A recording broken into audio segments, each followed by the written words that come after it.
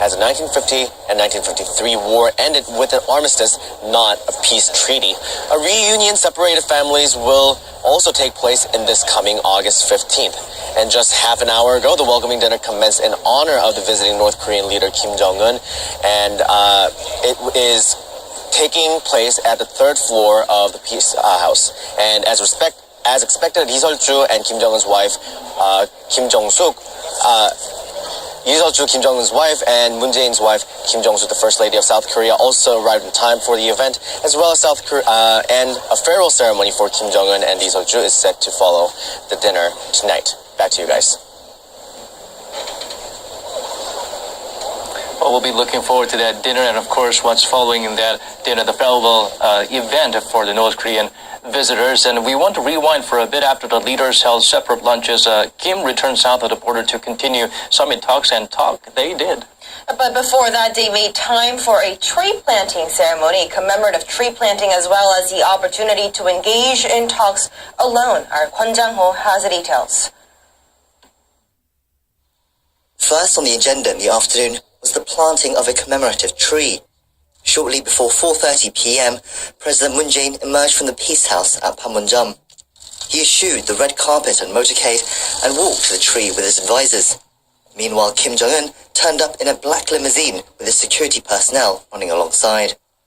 After another quick handshake, the two leaders each picked up a shovel and completed the planting of a pine tree with soil from Baedu Mountain in North Korea and from Halla Mountain in South Korea's Jeju Island. Pine trees hold an auspicious place in Korean history, representing peace and prosperity, and this one itself was originally sown in 1953, the year that hostilities ended in the Korean War. Kim offered a few comments before they continued to water the tree, again with water from rivers in the Koreas. A monument commemorating the occasion was unveiled with the words, "Here we plant peace and prosperity."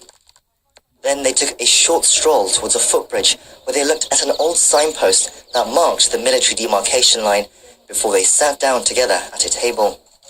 The cameramen that had followed them were shooed away before they engaged in talks lasting some 30 minutes. This was the opportunity for the two leaders to have a frank discussion away from other officials and the press. What did the leaders talk about? That we may never know. The two leaders then walked back to the Peace House to continue their afternoon summit talks. Kwon Jang-ho, Arirang News.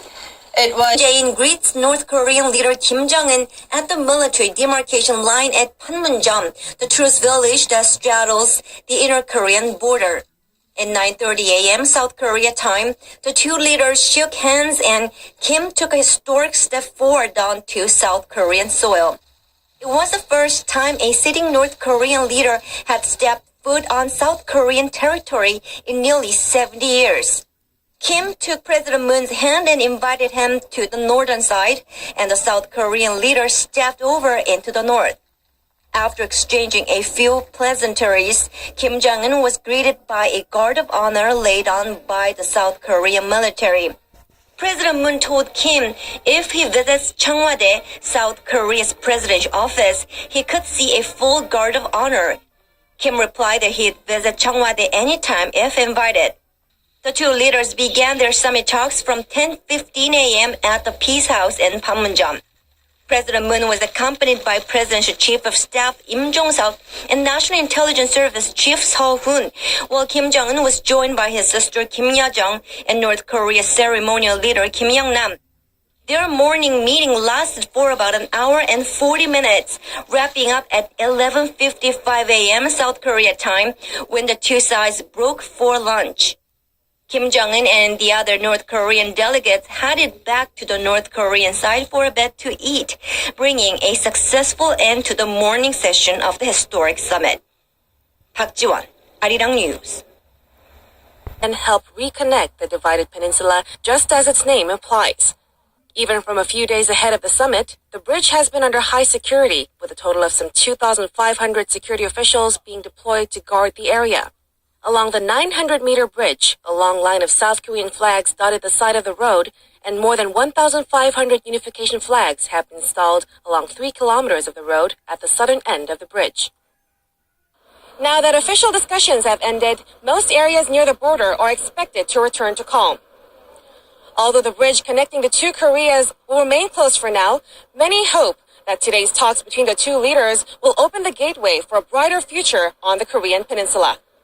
Kim Mo-gyan, Arirang News, Unification Bridge.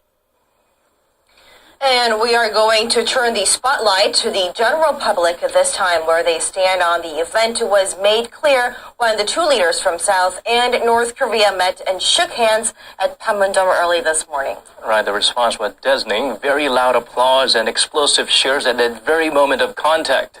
Won Jong-han zooms in on how the historic event is being perceived by them. When North Korean leader Kim Jong-un arrived at the military demarcation line between the two blue conference buildings, he was greeted by a smiling South Korean President Moon Jae-in. The historic inter-Korean summit between Moon and Kim began with a handshake at around 9:30 a.m. This was the first time a North Korean leader has